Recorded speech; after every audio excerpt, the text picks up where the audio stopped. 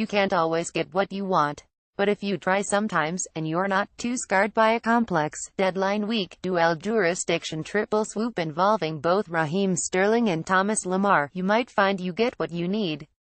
Manchester City might have been flying even higher at the top of the league and have scored more than their 35 goals had Alexis Sánchez signed from Arsenal in late August. Who knows, as the fixture list starts to bite, City's fans may look on their brilliant but callow front line and think wistfully of Sanchez's proven razor edge, his more seasoned warrior spirit.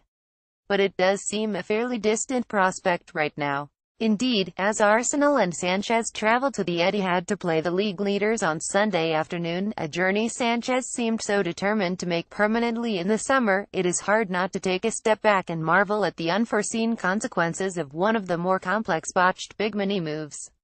City were genuinely keen on signing Sanchez. The move fell apart as Pep Guardiola rejected the idea of letting Sterling go the other way. Revived on deadline day, the whole thing collapsed for a second time as Arsenal's own move for Lemar flatlined. At the end of which we have, for now, a clear set of winners and losers. Undisrupted by big-name arrivals, and given their head by Sergio Aguero's recent injury problems, City's youthful Jesus on a Sterling frontline has been allowed to settle into one of the most exciting things around in European club football right now. Sterling's improvement, in particular, is surely related in part to Guardiola's hardening refusal to let him leave as a Sanchez make-weight. To date, the oldest member of that attacking tripod, still aged only 22, has 10 goals and 2 assists this season, reward for some driving forward runs and 2 years of hard work on both his finishing and final pass. Best of all, he looks happy, a player starting to find his most effective gears. At which point, enter Sanchez, who seems to have spent the past 3 months heading the other way, who has 1 goal in 7 league games this season and who has looked, so far, some way off his best self. City were said to be angry at the way Arsenal refused to sell Sanchez at the last. As it stands, Sunday afternoon may just provide a little more evidence that perhaps this was a deal best left undone. But then, even after 8 seasons in Serie A, La Liga and the Premier League, Sanchez remains an intriguingly opaque A-list footballer. In his early days at Barcelona he earned the nickname Cachai, which translates as "know what I mean," a reference to the blank looks induced by his North Chilean brogue. Sanchez even ended up taking Spanish lessons for a while.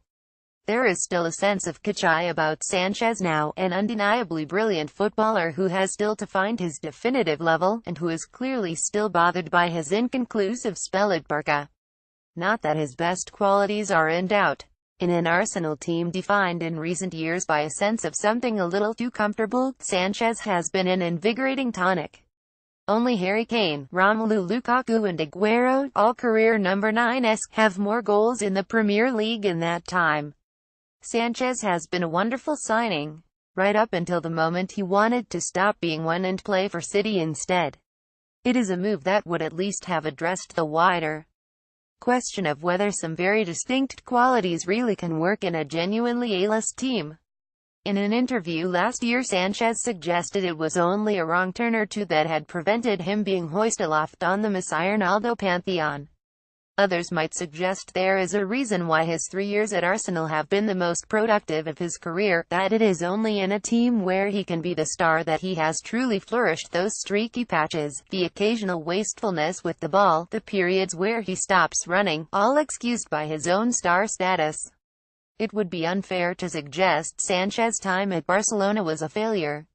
He was injured a lot. He scored or made 81 goals in his 141 matches.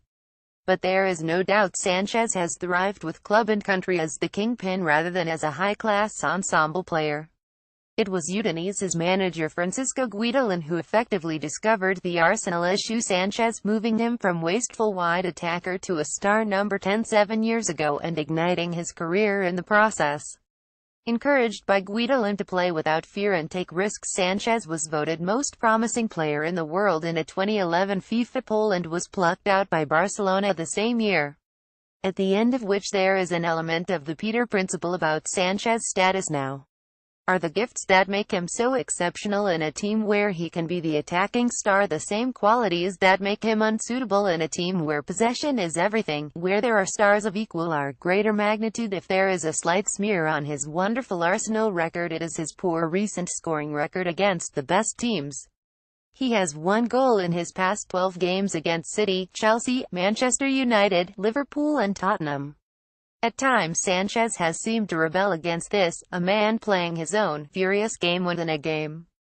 During his summer sulk, it was hard not to think back to an extraordinary 10-minute spell against Bayern Munich in the 5-1 defeat in Bavaria.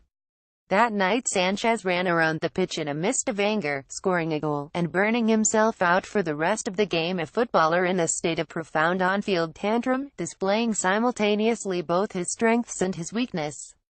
Given the youthful egalitarianism of City's attack, it is tempting to wonder exactly how he might have affected the balance of this team. Sunday afternoon would be an excellent moment to start answering that question, to offer Arsenal's supporters a little sweetener after the summer and to erase, at least until January, memories of another moment of uncomfortable in-between.